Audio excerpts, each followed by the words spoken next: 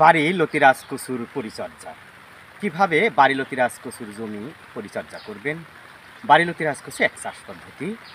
বাড়ি লতিরাজ কচু একের অরিজিনাল বীজ। প্রিয় দর্শক, আমরা কথা না বাড়াই, দেখেন বাড়ি লতিরাজ কচুর লতিগুলো আপনারা দেখতে থাকেন।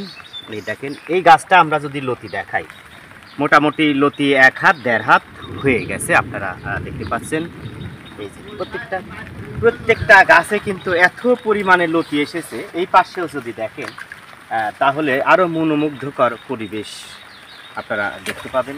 প্রিয় দর্শক, এই যে একটা পাতা বিশেষ করে হলুদ হয়ে গেছে, আপনারা দেখতে পাচ্ছেন এই যে একটা পাতা হলুদ হয়ে গেছে। আপনারা এই পাতাগুলো এভাবে টান দিয়ে পরিষ্কার করে জমির বাইরে ফেলে দিবেন।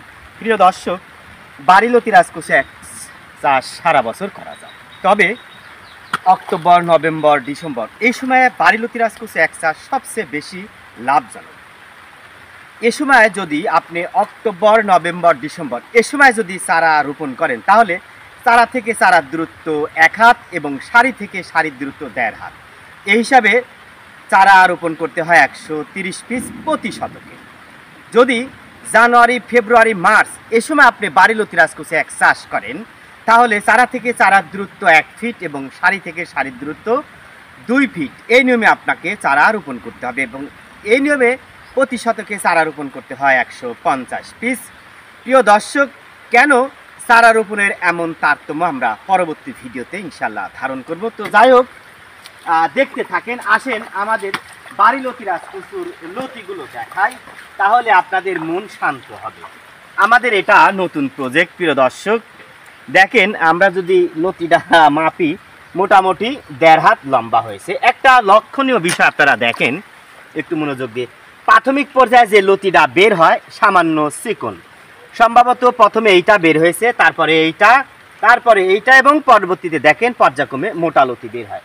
দেখেন প্রচুর পরিমাণে লতি ছেড়েছে প্রত্যেকটা গাছে। দেখেন সব লতি কিন্তু 1.5 হাতের উপরে, সব লতি কিন্তু 1.5 হাতের উপরে, এবং এত লতি এসেছে যাহা কল্পনার বাহিরে। প্রিয় দর্শক, এই যে মোড়া পাতাগুলো অবশ্যই আপনাকে পরিষ্কার করতে হবে। প্রিয় দর্শক, আপনারা দেখতে থাকেন। আমরা কিছু চারা দেখাই, আপনাদের কিছু চারা দেখাই। বাড়ি লতিরাজ কচু একের অরিজিনাল বীজ কোন চারা রোপণের জন্য বিশেষভাবে উপযোগী? দেখেন এই চারাটা আপনারা একটু যদি দেখেন, এই দেখেন এই চারা, দেখেন 1টা 2টা 3টা পাতা হয়েছে, সাথে কিন্তু একটা লতি রয়েছে এবং শিকড় রয়েছে পর্যাপ্ত পরিমাণে। আমরা চারাটা কিন্তু লতি থেকে উৎপাদন করেছি। দেখেন সুস্থ সবল সবুজ বীজ, মোটামুটি আমাদের জমিতে প্রচুর পরিমাণে চারা আপনাদের জন্য দেওয়ার মতো উপযোগী হয়ে গেছে।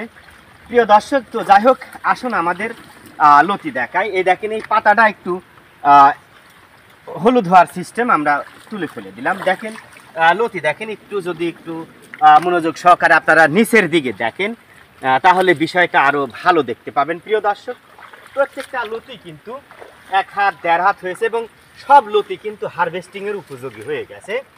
প্রিয় দর্শক, কন্দল ফসল উন্নয়ন প্রকল্প, কৃষি সম্প্রসারণ অধিদপ্তর, কৃষক প্রশিক্ষণ হাত বই।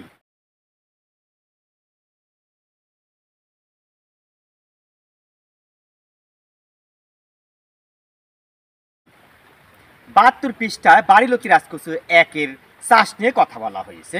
এই বইটিতে বলা হয়েছে এই বাড়ি লতিরাজ কচু 10 দিন পর পর লতি হারভেস্টিং করা হয় এবং এই 10 দিন পর পর প্রত্যেকটা গাছ থেকে 200 গ্রাম লতি পাওয়া যায়।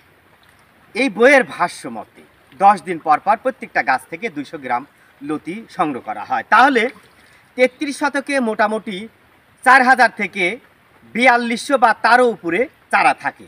ধরুন আপনি 4500 চারা থাকে, যদি আপনি 4500 চারা রোপণ করেন 33 শতকে, তাহলে প্রতি সপ্তাহে যদি একটা গাছ থেকে 200 গ্রাম করে লতি পাওয়া যায়, আমার হিসাব না, বইয়ের হিসাব, তাহলে আপনারা একটু ক্যালকুলেটারে হিসাবটা মিলে নেবেন। তবে একটা বিষয়, সব গাছ কিন্তু প্রতি 10 দিন পর পর 200 গ্রাম লতি দিবে না, আবার একটা গাছ 200 গ্রামের উপরে লতি দিতে পারে। প্রিয় দর্শক, দেখেন এই গাছটাতে আপনাদের যদি একটু দেখাই, মোটামুটি 1টা 2টা 3টা 4টা লতি হারভেস্টিংয়ের উপযুক্ত হয়ে গেছে। ওই দেখেন লতির স্তূপ বাইরে আছে, দেখেন লতির কিন্তু স্তূপ হয়ে আছে। এই পাশে যদি দেখেন লতির বাহার, এত লতি যা কল্পনার বাহিরে।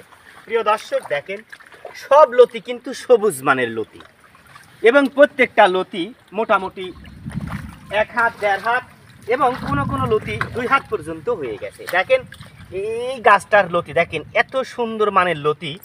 মোটামুটি লতির বাজার দর এখন প্রতি কেজি 60 টাকা করে বিক্রি করা হচ্ছে। প্রিয় দর্শক, যারা বাড়িলতি রাজকচু এক চাষ করতে চান, অরিজিনাল বীজ ফুল পোয়া বা চারা পেতে চান, আমাদের সাথে যোগাযোগ করবেন। এটা আমাদের বাড়িলতি রাজকচু একের ক্ষেত। এখানে মোটামুটি 33 শতক জায়গা রয়েছে।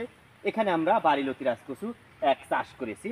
প্রিয় দর্শক, আসুন তাহলে আমরা রোপণের উপযোগী চারা নিয়ে আমরা একটু কথা বলি। দেখেন এখানে মোটামুটি 1টা 2টা 3টা 4টা 5টা 6টা 7টা চারা রয়েছে যা রোপণের উপযোগী। এই দেখেন চারার গোড়াতে মোটামুটি লতি এসেছে। এই দেখেন এটাতে 3টা লতি এসেছে চারার গোড়াতে। এগুলা বিশেষ করে রোপণের যোগ্য উপযোগী হিসেবে এই লতি চারাগুলোকে বিবেচনা করা হয়। প্রিয় দর্শক, ভালো থাকবেন, সুস্থ থাকবেন। নতুন কোনো ভিডিওতে দেখা হবে এমন প্রত্যাশায় আমি মোহাম্মদ আসাদ আলী, গ্রাম তালশো পোস্ট এবং থানা বড়াই গ্রাম, জেলা নাটোর। নতুন কোনো ভিডিওতে দেখা হবে এমন প্রত্যাশায়। আল্লাহ হাফেজ।